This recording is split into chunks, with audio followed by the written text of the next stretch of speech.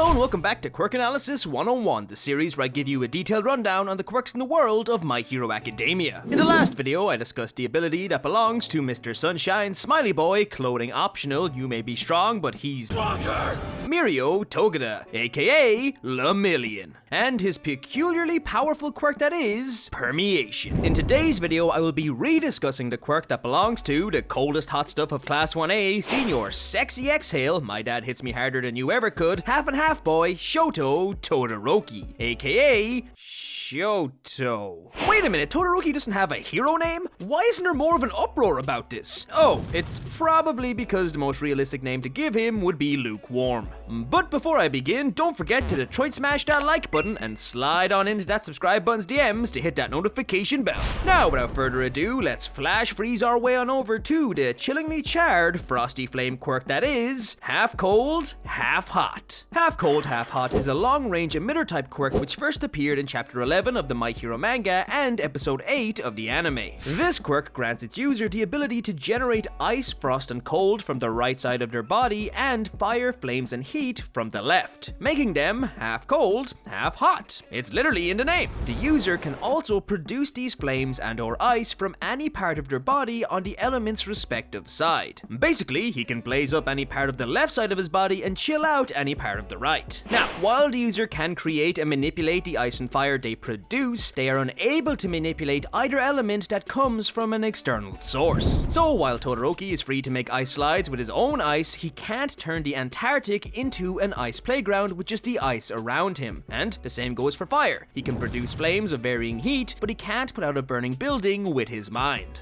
What's even the point of having a quirk if you can't do that? It's also important to note that although half cold, half hot is the perfect hybrid offspring of Endeavor's Hellflame ability and Ray's ice quirk, neither side is a perfect one-to-one to its parent.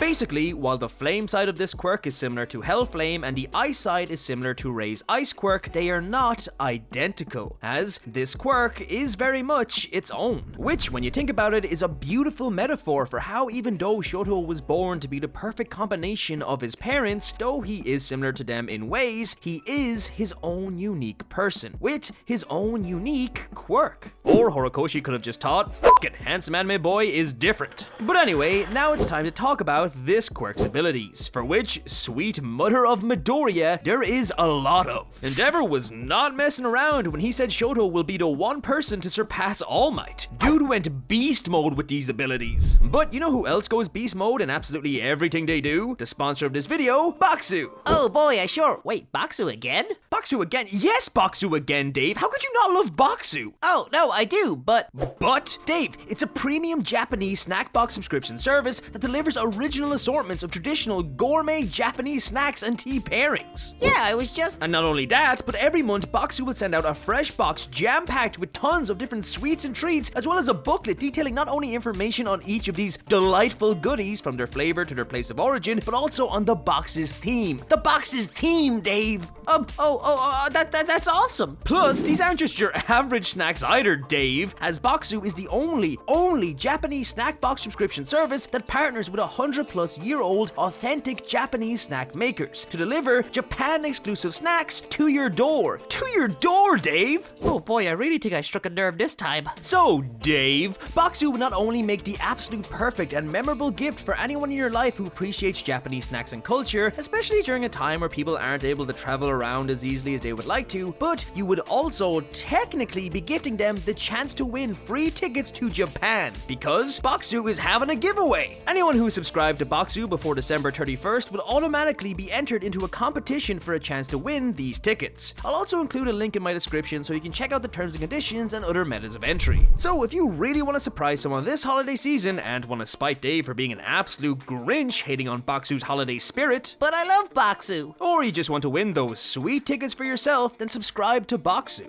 Plus, for a little cherry on that already amazing Christmas cake, you can hit that link in the description and use the code LUNCHTIME10 to get 10% off, which could be up to $47 of your subscription. But now it's back to the video, where we are going to talk about how offensively half cold, half hot has a plethora of techniques. Using the right side of their body, the user of this quirk can create large waves of ice that engulf their opponents, trapping them in a frozen prison. This frozen prison technique can be used at a distance, with the user being able to produce large waves of ice that swiftly travel towards their opponent, or it can be used in close quarters, with the user just having to touch their target to have ice form around them, as seen when Shoto used this technique against the villains during the USJ attack, and again when he bested Ida in the semi-finals of the UA Sports Festival. This attack can also be used to restrain multiple targets at once, as it can cover a widespread area. I should also point out that while this attack may initially seem devastating, the user actually has full control over the ice they produce, meaning they can choose which body parts of their targets they freeze, allowing them to avoid fatally wounding their target, or to specifically fatally wound them depending on how you're feeling.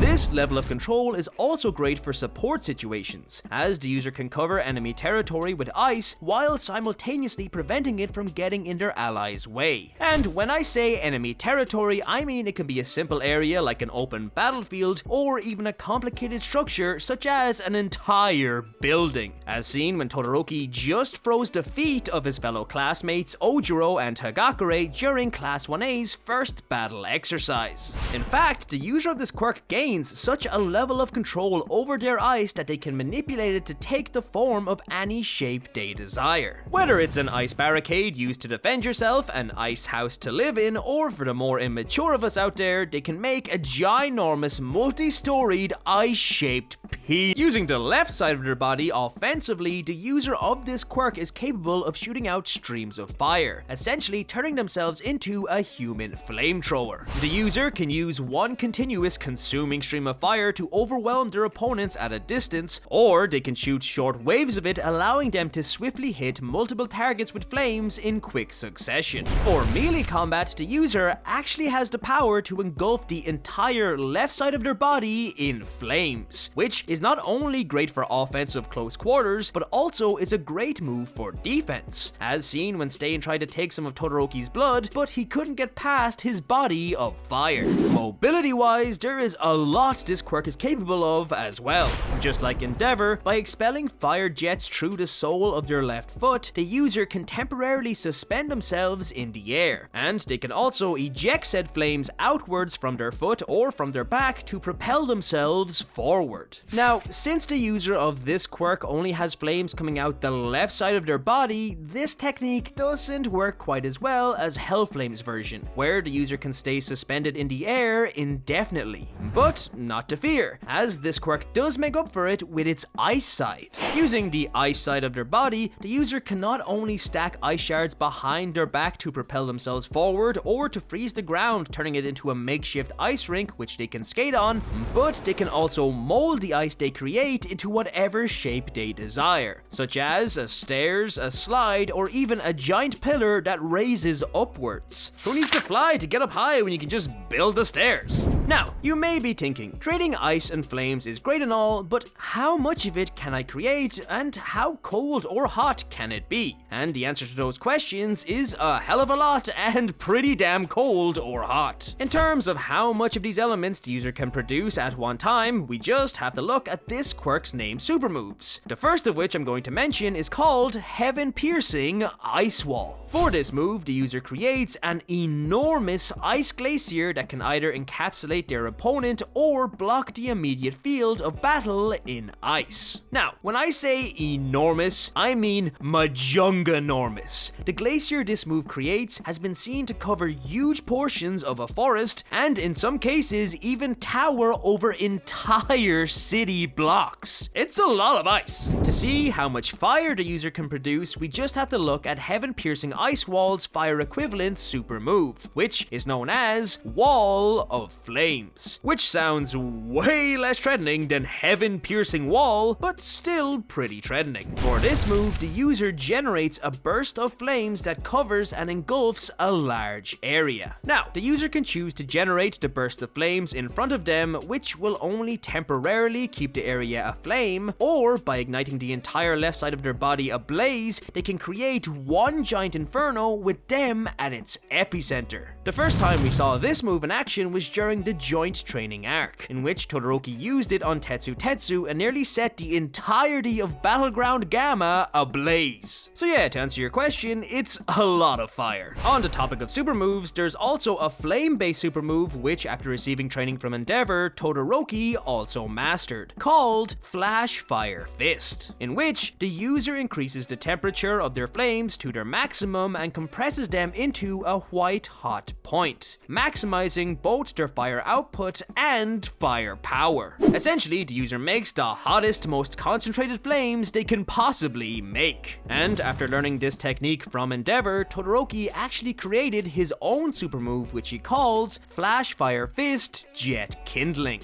For this move, the user first uses Flash Fire Fist to concentrate their flames into a white hot point on their fist, and then they punch their opponent. And upon making contact, they release a violent explosion of flames from their arm, severely burning their target.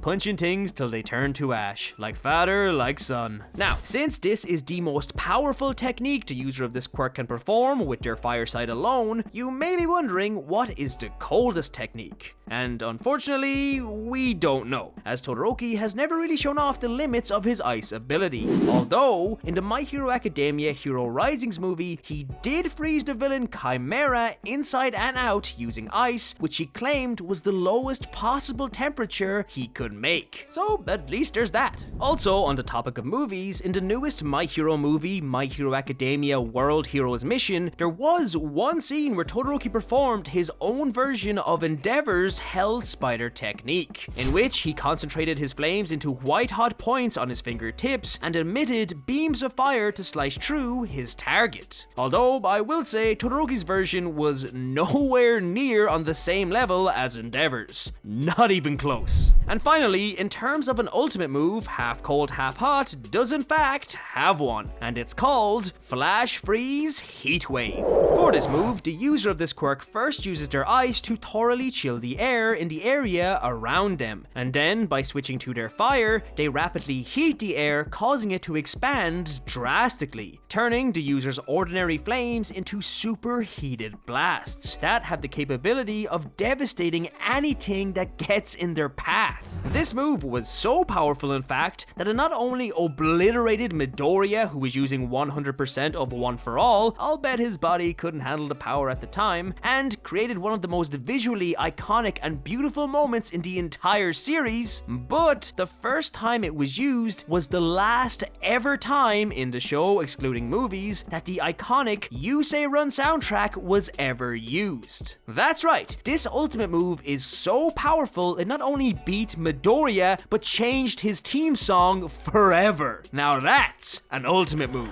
But even though this quirk has abilities galore, now it's time to talk about this quirk's weaknesses. And just as there are a plethora of abilities, it unfortunately does have its fair share of issues. For starters, while the user does have resistance to both fire and ice, they're not totally immune.